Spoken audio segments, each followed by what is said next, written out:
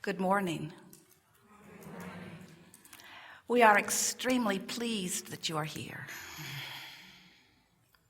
It is good to come together for the purpose of co-creating. Do you agree? Yes. You are knowing what you are wanting? More or less. Your desire brings pleasure to you?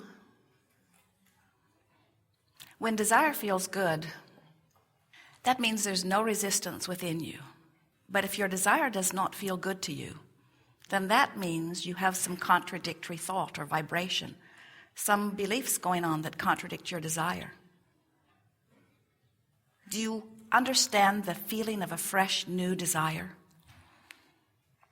When you were little, they all felt like that.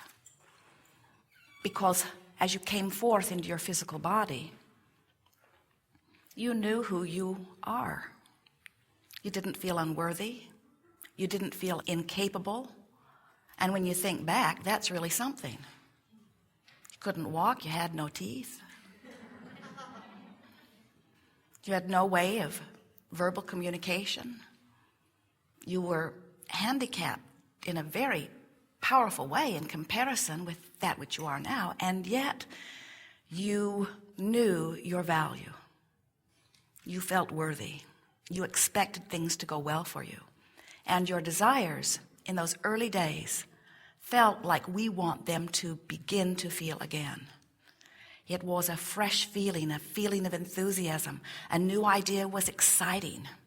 The feeling of not understanding something was life-giving. The feeling of wanting more understanding, the feeling of interest beginning to percolate within you, the feeling of expanded ideas, the feeling of not understanding and then coming to understanding, the glee and jubilance that you felt when you were now able to do something that yesterday you couldn't do. As understanding began to unfold within you, that fresh, thrilling feeling of life pouring through you, that's who you feel as non-physical energy. That's who you are. That's what your inner being feels like. That's what we feel like when we flow through you. But as time goes by, as you find things that you identify as your object of desire, and you think about them, but then you notice that you don't have them, and you listen to others who have wanted them and who have not achieved them,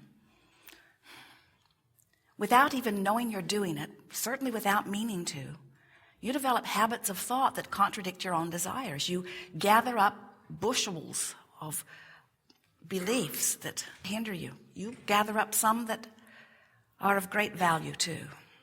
But most of our physical friends still are not understanding the difference in the way the belief that you believe that matches your desire feels, and the belief that you believe that doesn't match your desire feels. In other words, most do not realize that you have the capability of sorting that out, that you can modulate the feeling by selectively sifting through and choosing the thought, and you can consciously create your vibrational mix. You can adjust thought by thought with far greater ease than most understand. You can achieve a vibrational frequency and emit it deliberately, and therefore consciously affect your point of attraction. You are a vibrational being. You are flesh, blood, and bone. Yes, you are, but you are a vibrational being. You are a radio transmitter and receiver.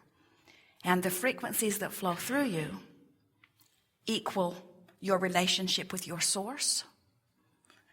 The feelings that flow through you equal or indicate the combination of vibrations that you are offering. They show you the mixture of your desires and your beliefs.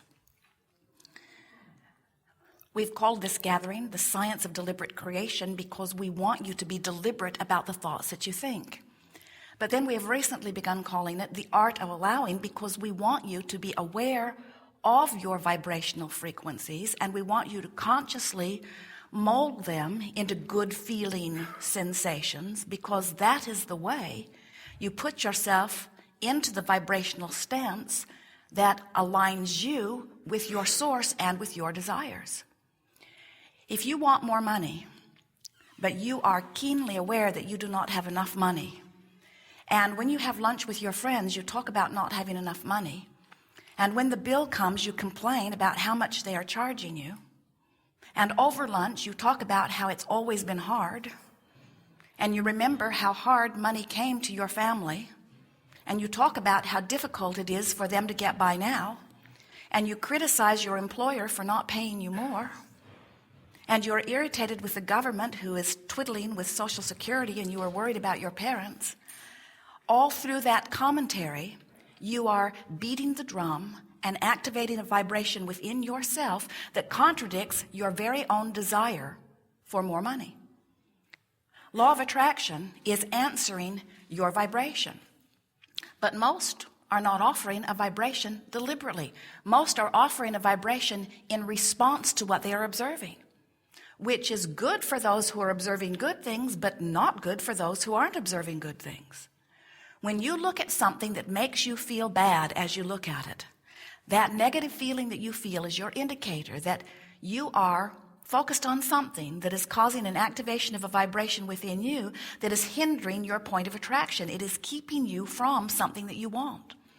And no matter how justified you are in it, no matter how wrong they are, no matter how inappropriate their actions were, and no matter how many people agree with you, your negative emotion means that you are hindering your point of attraction. Sometimes our friends will say, Abraham, your approach is so Pollyanna because I live in the real world.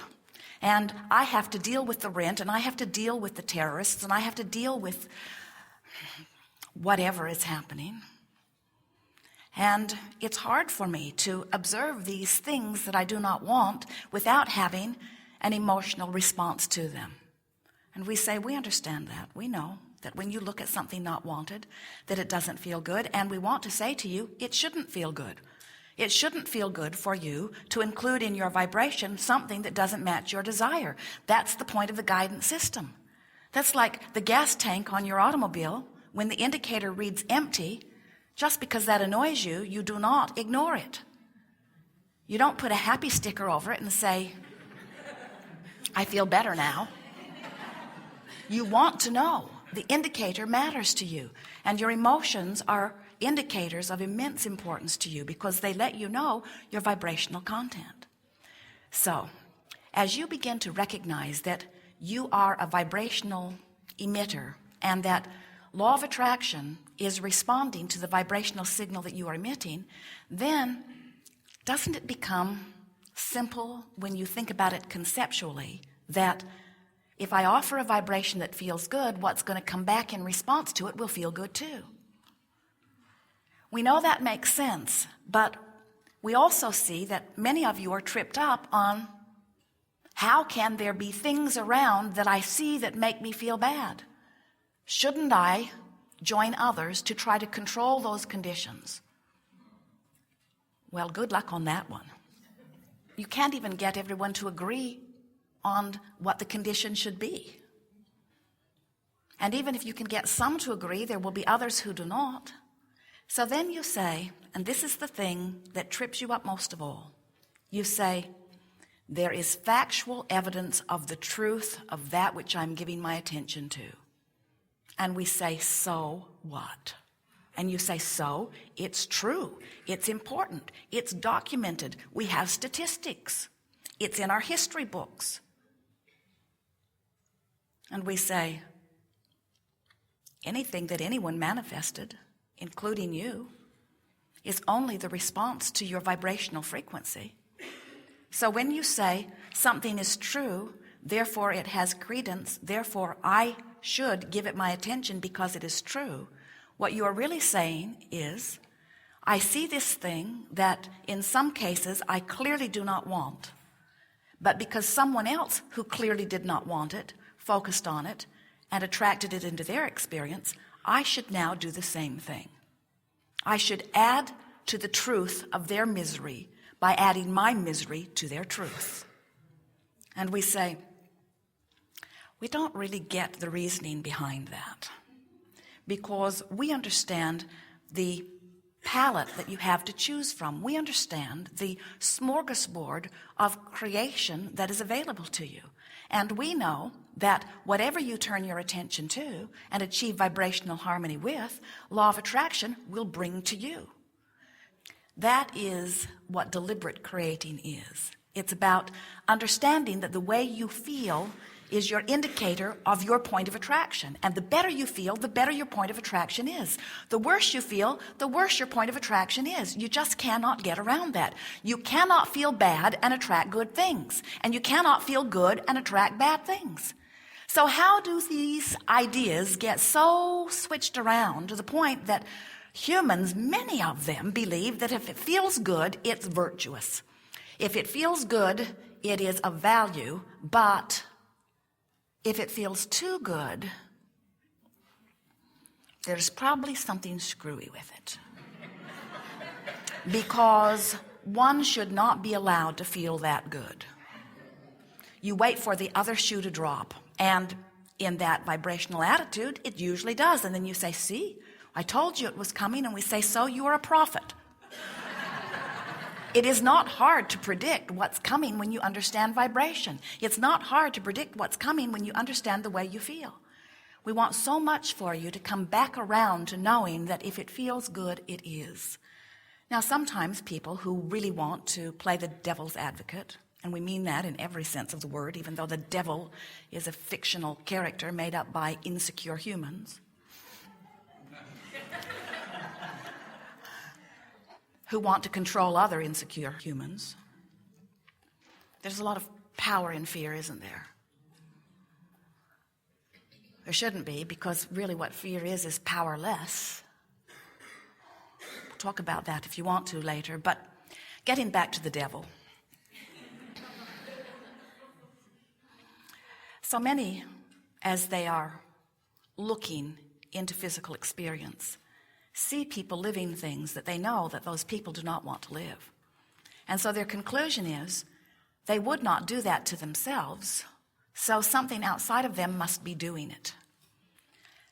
You get so confused about this point, especially if something is happening to you, that you look for all kinds of reasons to explain why it is happening. Some even go so far as to explain it by saying that people outside of them have power over them. And then you look for evidence to support that as you see police brutality or as you see uprisings. Some even go so far as to say it is something from non-physical that is damning them or cursing them. If you understood source, as we do, you would never faction such fiction, because there is only well-being that flows from that which is your source. Source never wields vengeance or offers punishment, for Source understands you are valuable, you are worthy, you are blessed. Source understands that you never get it done, and you cannot get it wrong, and that even when you stand in a place that currently feels wrong, that ultimately you will return to what feels right, and that you can return now to what feels right with an adjustment of your thought process and an adjustment of your vibration and a changing of your point of attraction and a finally letting in of the well-being that is flowing to you always. Some, in their wanting to explain why things are not going better for themselves or someone else, even go so far as to try to justify it by saying it must have bled through from a past life experience. Even though I know I've kept all the rules in this life, in a past life I must have broken some. And so I'm being punished for something that I cannot do anything about now. How absurd is that? There is no source of evil. There is only a source of goodness. There is no source of the opposite of goodness. There is only well-being. There is only good. There is only value. There is only well-being that flows. You are blessed beings